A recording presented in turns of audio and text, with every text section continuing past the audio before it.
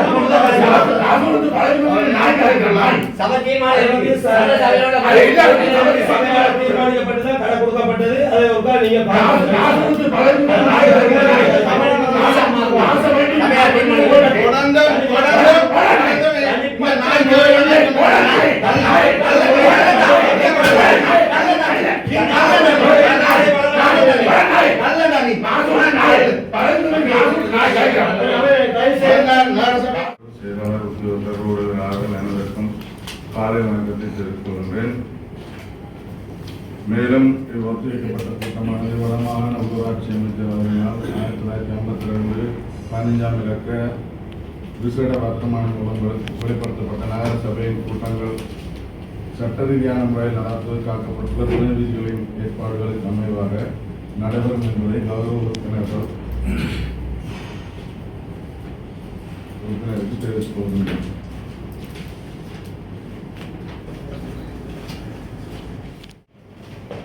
சென்ற கூட்டத்தின் நிகழ்ச்சி நிரலே இந்த கூட்டத்தின் நிகழ்ச்சி நிரலாகவும் இருக்கும்.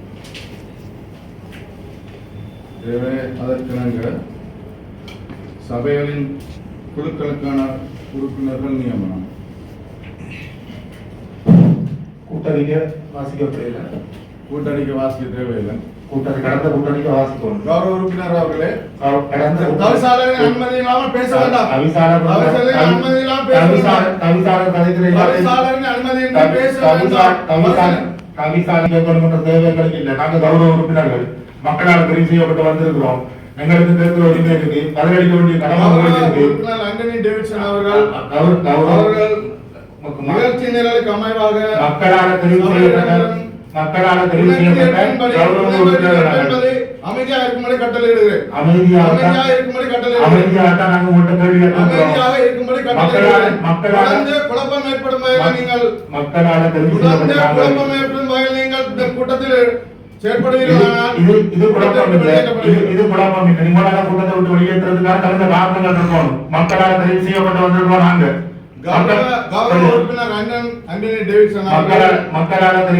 கூட்டத்தின் தலைவரின் அறிவுறுத்தலை உதாசீனம் செய்து சபை நடவடிக்கை குழப்பம் விளைவித்தல் தொடர்ந்து செயற்பட்டு கூட்டத்தின் ஒழுக்கத்திற்கு பங்கம் ஏற்படும் விதத்தில் செயற்படுவதால் துணைபதி 9(1) அமைவாக சபா மண்டபத்திலிருந்து உடனடியாக நீங்கி இன்றைய தின கூட்டம் நிறைவடையும் வழி வெளியே இருக்குமாறு அதிகாரம் இல்ல. மக்களால் தெரிவு செய்யப்பட்டு நாங்க வந்திருக்கிறோம். மக்களால் தெரிவு செய்யப்பட்ட பிரதிநிதிகள் கேட்ட கேள்விகளுக்கு பதிலளிக்க வேண்டிய சபை கூட்டம் முடியும் வரை மண்டபத்திலிருந்து விலகி இருக்குமாறு கட்டளையிடுகிறேன். அந்த கட்டளை அதிகாரம் உங்களுக்கு இல்லை. மக்களால் தெரிவு செய்யப்பட்ட மக்கள் பிரதிநிதிகள் ஒரு கௌரவ உறுப்பினர் சபையில கருத்து தெரிவிக்கக்குள்ள கௌரவ உறுப்பினர் பேசுறதுக்கு அனுமதிக்கு நேரம் மட்டும் பேசலாம். அமர்மார் கேட்டுக்கொள்கிறேன். அப்படி சொல்ல கௌரவ உறுப்பினர் அவர்களே அமர்மார் கேட்டுக்கொள்கிறேன். கௌரவ உறுப்பினர்களே அமர்மார் கேட்டுக்கொள்கிறேன். காசு கொடுத்து பதவிக்கு வந்த மாதிரி இல்ல. சபை நடத்துறது வந்து காசு கொடுத்து பதவிக்கு வந்த மாதிரி இல்ல. சபைக்கு நாகரிகம் தெரியணும். சபை நடத்துறது வந்து காசு கொடுத்து பதவிக்கு வர்றது இல்ல. பொறுப்பு போட்டு பதவிக்கு வர்றது இல்ல. சபை நாகரிகம் மக்களால் தெரிவு செய்யப்பட்டு மக்கள் பிரதிநிதி அவர்களோட சபைக்கு தலைவர். நிதிக்குழு உறுப்பினராக தவிசாளர் அவர்கள், உப தவிசாளர் மைக்கேல் கொலின், ஜஸ்மின் நிமல்ராஜ், இம்சாத். இந்த விடயங்களை நாங்கள் ஏற்றுக்கொண்டேன். ஜஸ்மின்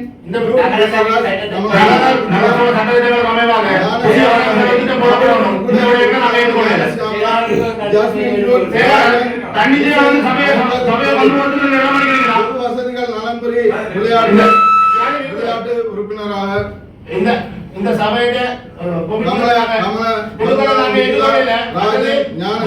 புதிய சபை வந்திருக்குது. புதிய சபையின்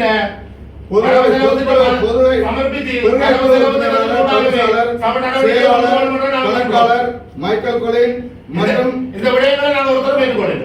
மற்றும் நிர்வாக உத்தியோகத்தர் அவர்கள் இந்த குழுக்களின் உறுப்பினர்களாக இருப்பார்கள். இந்த விடயங்களை ஒரு கண்ட்ரோல் வைக்க விரும்புறேனா என்னடா செயலாளரோட அனுமதி அனுமதி அனுமதி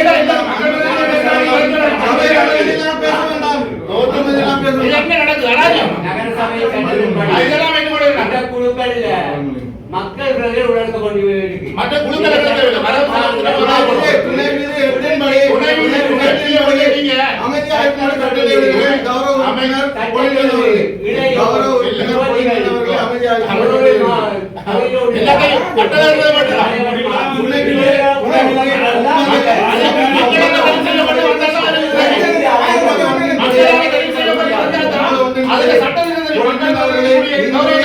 இன்றைய கூட்ட நிகழ்வில் இந்த சபா மன்றத்திலிருந்து விலகியிருக்குமாறு கட்டளையிடுது.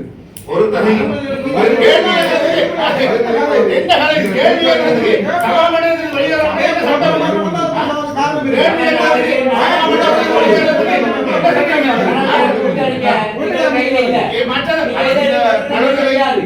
இந்த குழுக்களை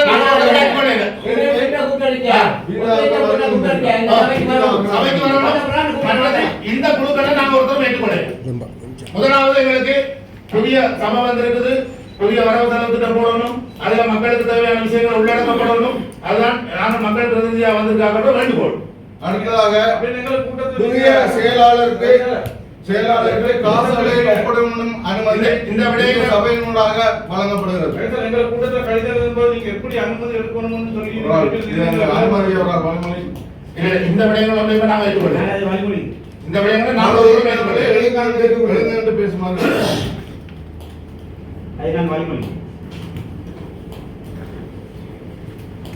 மாதாந்த செலவுகள் தொடர்பாக தவிசாளர் மற்றும் செயலாளர் செலவிடத்தக்க நிதி எல்லைகளை தீர்மானித்தது. ஒப்பந்த அடிப்படையிலான பணியாளர்களுக்கு சம்பளம் மற்றும் ஊழியர்களுக்கான சம்பளம் புதிய வரவு செலவு திட்டம் தவிசாளர் 2 லட்சம் விரும்புகிறோம். அவ்வளவுதான். இதுல வந்து சபையை மேலதிக விஷயங்கள் எதையுமே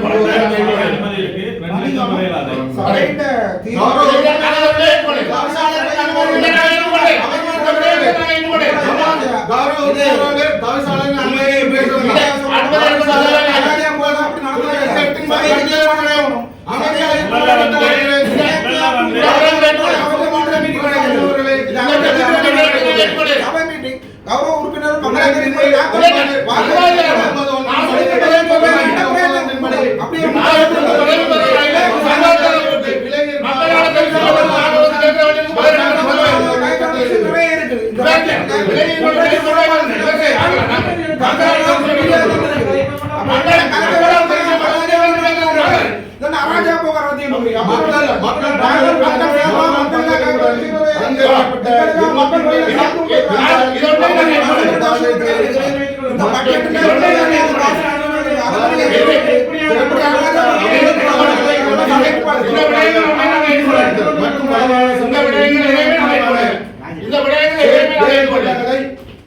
தீர்மானித்தார். இந்த விடயங்கள் எதையும் நாங்கள் ஏற்றுக்கொண்டேன். அவரால் முன்மொழிகிறோம். நீங்க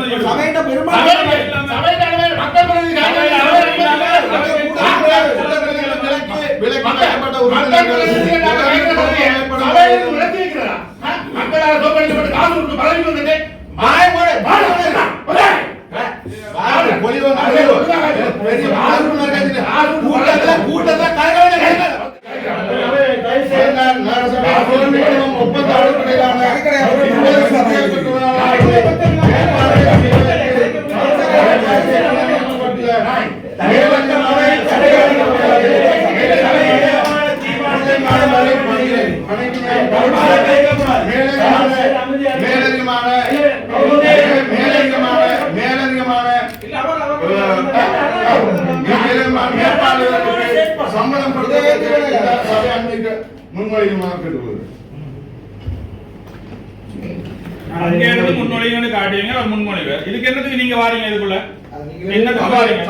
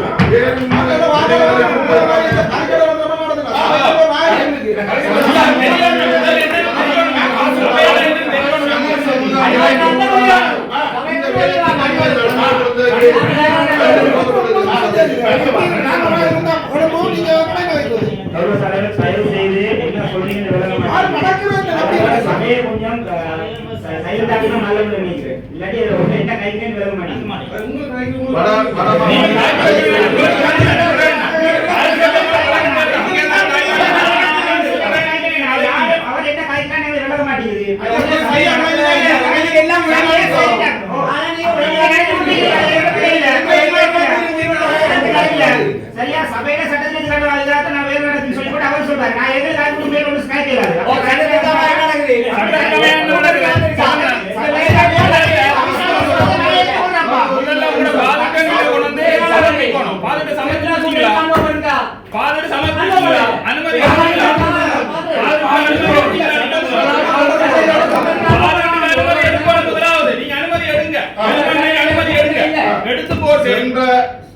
மக்களினால் தீர்மானிக்கப்பட்ட அபிவிருத்தி திட்டங்களின் நிதி ஒதுக்கீடுகளுக்கு அனுமதி நீங்கள் உங்களது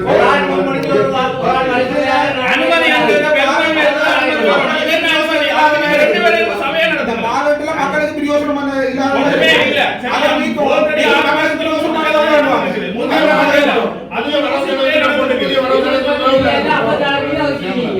மக்களுக்கு சேவைக்கு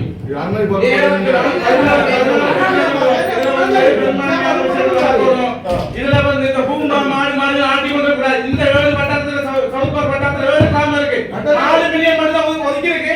அதுக்கு நான் அதோட அந்த பூம்பு ஆட்டி இருக்கு. அதுக்கு வரையில நாங்க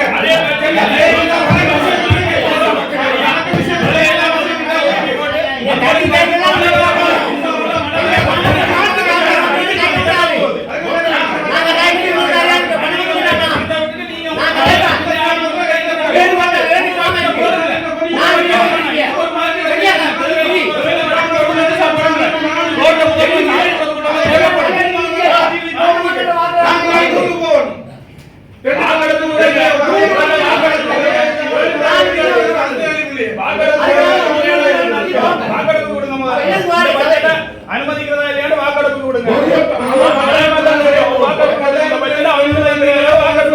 இல்லாட்டி இது விடுங்க. உங்களுக்கு வந்து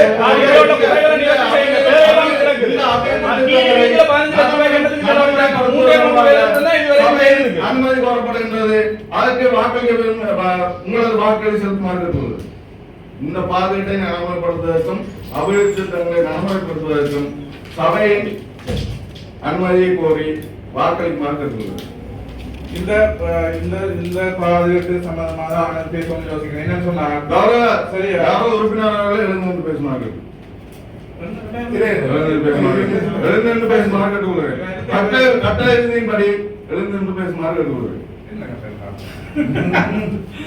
கட்டளை பாருங்க, கட்டளை வாசி பார்த்து முன்னதான் இல்லையா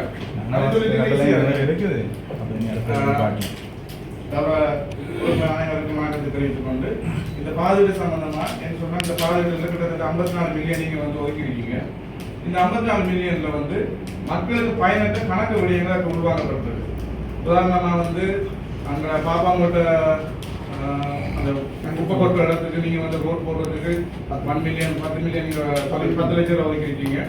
அதே மாதிரி இந்த பாலத்துக்கு அருகாமையில் பூங்காக்கு 35 லட்சம் ரூபாய் நீங்க ஒதுக்கிருக்கீங்க. அதே மாதிரி கணக்கு பேரியற்ற வேலை குவார்டர்ஸ் இருக்குன்னு சொல்லியும் நகர சபை மண்டலத்துக்கு சொல்லி கணக்கு விடயங்கள் வந்து மக்களுக்கு பிரயோசனம் இல்லாத விஷயங்களை நீங்க ஒதுக்கிருக்கீங்க. உறுப்பினர் அவர்களே, இது சபை தவிசாளர் சபையால் ஒதுக்கப்பட்ட நிதி அல்ல, சென்ற நிர்வாகத்தினால் இங்கே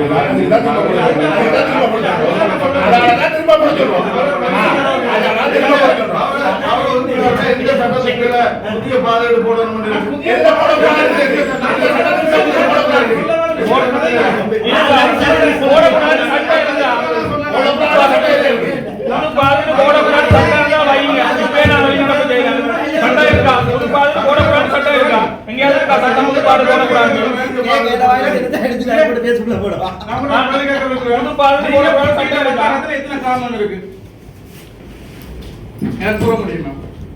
இதுல கிராமங்கள்ல உங்களோட கிராமத்திலே நீங்க போட்டியிட விளைச்சல் வட்டாரத்துல 6 கிராமம் இருக்கு. இந்த 6 கிராமத்துக்கு நீங்க 6 மில்லியன் தான் கிராமம்.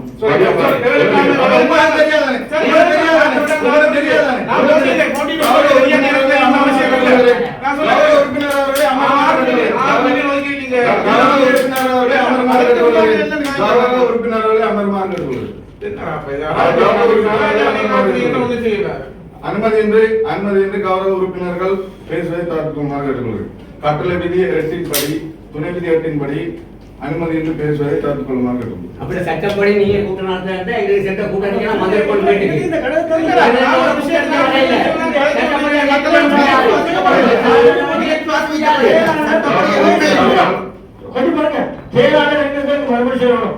இந்த கருத்தை நீங்க கையெழுத்து போட்டு எங்களுக்கு வந்திருக்குது. அப்ப இந்த கூட்டத்துல நாங்க தம்பி செயலாளர் கூட்டத்துல இல்ல, நான் கேட்கறது செயலாளர் ஏன்னா கடிதத்தை செயலாளர் அனுப்பி இருக்கிறார். அப்ப செயலாளர் சொல்லட்டும், நீங்க பேசக்கூடாது, தலைவர் மட்டும் அராஜகமா பேசிட்டு போகணும் அவர் சொல்லட்டும், நாங்க போறோம். கௌரவ உறுப்பினர்களே, அனுமதியின்றி கூட்டத்தில் பேசுவதற்கு உங்களுக்கு அனுமதி. பாட்டு படிங்கப்பா.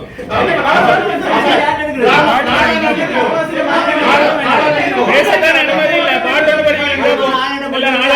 படிங்க. என்னதுக்கு இங்க வந்த வேலையை விட்டுட்டு வேலையை விட்டு இங்க வந்த காரணம் சும்மா வந்து இருக்கிறது.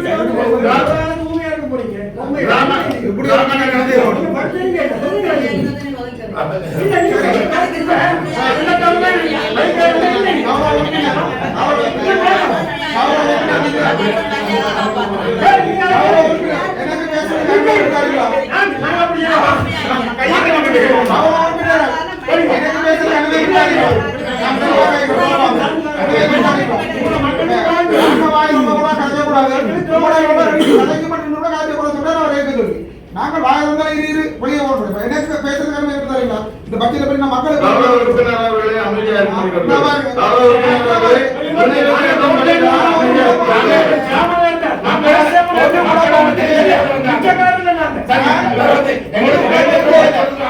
பட்ஜெட்டை பற்றி மக்களுக்கு ஒரு தெளிவு சொல்றதுக்கு அனுமதி சபையில் யாராவது விசேடமான தீர்மானங்களுக்கு அனுமதி கோரப்படுகின்றது.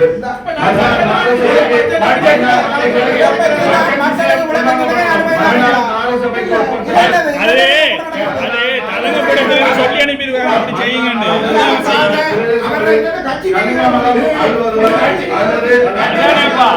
ஒரு சிக்கன வந்தவருக்கு என்ன தெரியும், பின்னால சொன்னதானே செய்யணும். அவரால் ஒன்று நன்றி